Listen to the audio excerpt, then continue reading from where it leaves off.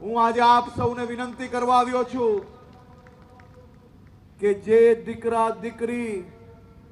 એના માતા પિતાને વૃદ્ધાશ્રમમાં મૂકી આવ્યા હોય ને, એવા દીકરા દીકરી ગમે તેટલા સફળ થઈ જાય, એ ગમે તેટલા મોટા થઈ જાય, કરોડો રૂપિયાનું આપને દાન આપી શકે, પણ સમાજના બધા જ ટ્રસ્ટોએ ભેગા થઈને એક નિર્ણય લેવા જેવો છે કે જે દીકરા દીકરી એના માતા પિતાને વૃદ્ધાશ્રમ મૂકશે ને, એવા દીકરા દીકરીનો સમાજમાં ₹1 ફંડ એક્સેપ્ટ કરવામાં નહીં આવે, એને સમાજના કોઈ બી કાર્યક્રમમાં સ્ટેજ પર બેસાડવામાં નહીં આવે, એને સમાજના કોઈ બી કાર્યક્રમમાં આમંત્રણ આપવામાં નહીં આવે. પછી જો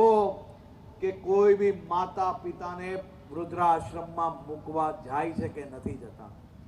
સમાજે આ બાબતે સખ્ત નિયમો